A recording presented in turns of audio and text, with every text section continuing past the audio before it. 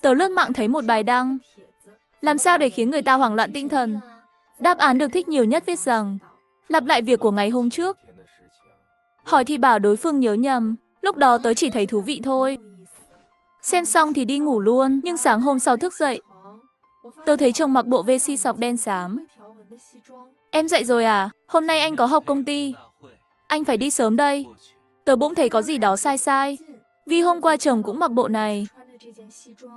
Nói y chang câu đó luôn. Nhưng tớ không dám nghĩ nhiều. Chỉ tự nhủ chắc mình lướt điện thoại quá đà. Dậy khỏi giường, tớ thấy mẹ chồng bưng bữa sáng ra. Ăn sáng đi. Hôm nay có sữa đậu nành với bánh bao, nhân bí ngô và cà tím. Tớ đứng hình luôn. Đúng là giống hệt hôm qua. Mẹ chồng còn dặn chồng chiều về đừng quên mua đệm đầu gối cho mẹ. Tớ bắt đầu thắc mắc. Hôm qua chẳng phải mua rồi sao? Không có đâu, con nhớ nhầm rồi. Đợi chồng đi làm xong, tớ lại hỏi mẹ chồng, mẹ ơi, con nhớ hôm qua mẹ bảo anh ấy mua đệm gối. Một đôi màu xám. Mẹ chồng lắc đầu, chắc chắn con nhớ nhầm rồi. Để con lấy cho mẹ xem. Nói xong tớ vào phòng mẹ. Mở tủ quần áo lục lọi. Nhưng trong đó chẳng có đệm gối nào. Chẳng lẽ hôm qua thật sự không mua? Lúc này mẹ chồng gọi, Văn Tiên ơi. Mẹ đi dạo chút. Con ăn xong dọn dẹp nhé. Giờ nhà chỉ còn mình tớ. Tớ thấy bất an kinh khủng. Lại mở bài đăng hôm qua ra xem. Dưới câu trả lời đó có thêm nhiều bình luận. Chuyện này không thực tế đâu. Sao tái hiện được cả ngày hôm trước chứ? Mà người ta gặp bao nhiêu người một ngày? Làm sao coi là cùng một ngày được? Người trả lời đáp lại. Không cần lặp lại hết mọi thứ. Chỉ cần vài điểm dễ nhớ là đủ. Như mặc cùng một bộ đồ mỗi ngày. Nói cùng một câu. Thế là đối phương sẽ hoảng. Rồi tự nghi ngờ đầu óc mình có vấn đề. Đọc đến đây tớ hơi nghi ngờ. Chẳng lẽ chồng muốn làm tớ dối trí thật?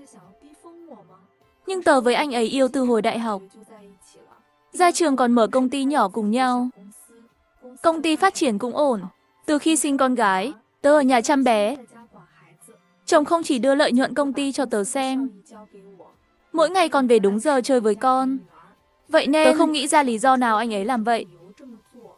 Có bồ muốn ly hôn chăng? Tớ nhanh chóng gạt ý nghĩ đó đi. Vì anh ấy chỉ cần nói, tớ sẽ không cản. Vì quyền nuôi con và công ty sao nổi. Nhưng con gái thân với anh ấy hơn tớ. Anh ấy lại là cổ đông lớn nhất. Chẳng cần tranh giành gì, tớ tự cười mình, chắc suy nghĩ nhiều quá. Đến tối, chồng thật sự mua thêm một đôi đệm gối cho mẹ. Mẹ chồng lại mở tập phim hôm qua xem. Cùng tập luôn mới ghê, tớ vẫn thấy khó chịu. Nên đi ngủ sớm luôn. Nhưng khi tỉnh dậy lần nữa, chồng lại mặc bộ vest sọc đen xám ấy. Em dậy rồi à? Hôm nay anh họp công ty. Anh phải đi sớm đây. Lần này tớ không chịu nổi. Anh ơi, bộ đồ này anh mặc 2 ngày rồi. Hôm nay còn mặc nữa hả? Em nhớ nhầm rồi. Hôm nay anh mới mặc lần đầu mà. Sau đó tớ thấy bữa sáng vẫn là sữa đậu nành và bánh bao. Mẹ chồng lại dặn chồng mua đệm gối. Y chang sáng hôm qua luôn. Tớ hỏi mẹ, mẹ ơi, mai đổi món sáng được không? Mẹ chồng hơi khó chịu. Ngày nào cũng đổi món rồi. Con đổi kiểu gì nữa? Tớ nghe xong ngớ người. Chẳng nói được câu nào. Đợi mẹ đi như hôm qua. Tớ vội tìm lại bài đăng kia.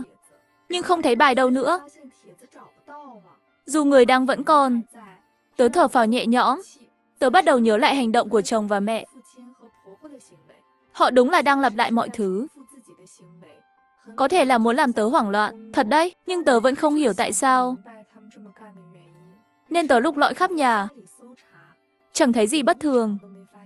Để bớt căng thẳng, tớ ra ngoài hít thở chút. Vừa bước ra cửa, hàng xóm dắt chó đi tới. Chào buổi sáng, đừng sợ nhé. Chó nhà tớ hiền lắm. Tớ nổi da gà luôn. Vì bác ấy đã nói thế 3 ngày liên tiếp. Chẳng lẽ chồng mua chuộc cả hàng xóm? Tớ vội vàng xuống thang máy. Đi loanh quanh ngoài đường cả ngày. May quá, không gặp chuyện lặp lại. Tớ tự nhủ, mọi thứ bình thường thôi. Phải lờ họ đi. Không thì sớm muộn cũng hoảng thật. Sau đó chồng mặc bộ vest suốt nửa tháng, ngày nào cũng mua đệm gối. Tớ ăn sữa đậu với bánh bao, nửa tháng luôn, ngán muốn xỉu. Trong thời gian đó tớ thử vạch trần, thậm chí đập bàn ăn. vứt luôn bộ về si sọc. Nhưng sáng hôm sau, mọi thứ lại y như cũ. Tớ căng thẳng đến mức chịu không nổi, nên hẹn trợ lý cũ Liễu Như Yên ra cà phê, cùng ngồi tám chuyện. Gặp tớ xong, cậu ấy ngạc nhiên. Sếp Văn, sao trông chị căng thẳng thế này? Tớ kể hết chuyện gần đây cho cậu ấy. Cậu ấy nghe xong đứng hình, im lặng một lúc. Liễu Như Yên khuyên, sếp Văn, em nghĩ chị nên gặp bác sĩ tâm lý. Ý cậu là sao vậy? Trong trí nhớ của em, sếp Hàn nửa tháng nay ngày nào cũng đổi đồ. Không tin chị xem ảnh này. Liễu Như Yên mở album, cho tớ xem ảnh học gần đây. Cậu ấy không nói dối, trông đúng là mặc đồ khác nhau. Chẳng lẽ tớ thật sự có vấn đề? Lúc đó nhân viên bưng cà phê lên. Liễu Như Yên nhấp một ngụm, hơi cau mày, hình như đưa nhầm rồi. Để em đi xem. Cậu ấy đứng dậy đi tới quầy. Tớ bỗng nhớ ra gì đó, vội mở điện thoại tìm một bức ảnh. So với bóng lưng Liễu Như Yên, đúng thật, của nhiên là vậy. Đợi cậu ấy quay lại, tớ hỏi, gần đây nhà cậu ổn không? Mắt cậu ấy thoáng hoảng loạn.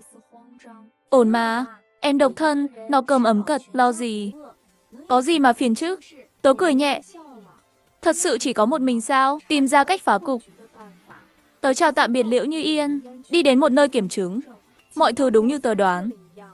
Giờ thì tớ hiểu chuyện gì đang xảy ra. Trở về nhà, mẹ chồng vẫn xem tập phim khác. Nhưng lần này tớ không sợ nữa, mà cười lạnh một cái. Chồng lo lắng nhìn tớ.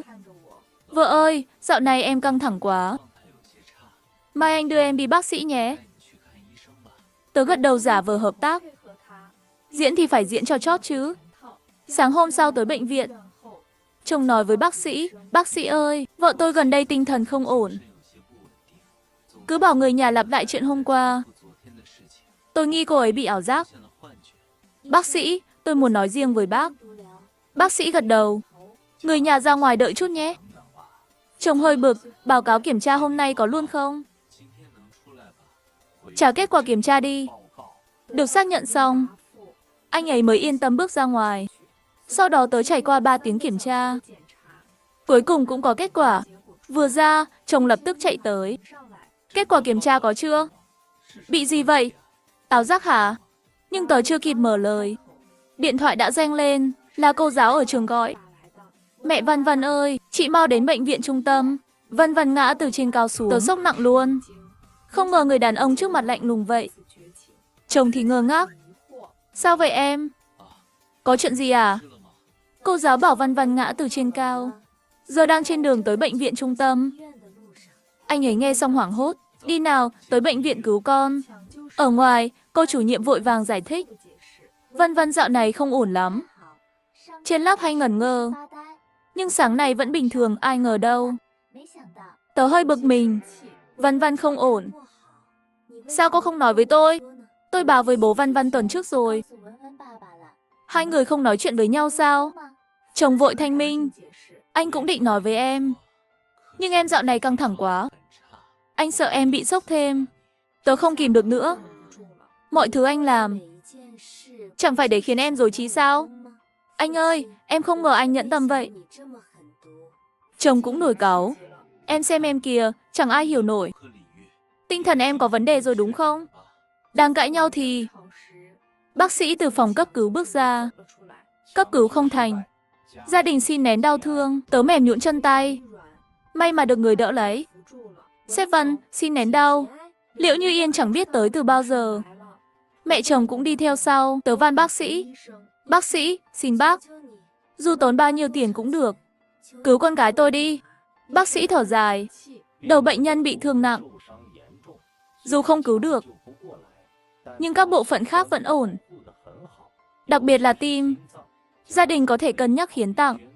Nghe vậy, Liễu Như Yên rõ ràng phấn khởi. Chồng cũng gật đầu. Văn Văn từng nói, nếu có chuyện gì xảy ra, muốn hiến tặng cho người cần, chúng ta đồng ý. Tớ lại cười lạnh.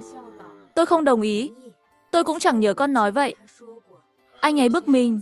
Em đúng là người dối trí. Thực tế với tưởng tượng còn chẳng phân biệt. Em chắc chắn được gì chứ? Giọng chồng to đùng, kéo theo đám đông vây xem. Liễu Như Yên cũng khuyên tớ. Sếp Vân, em biết chị thương Vân Vân.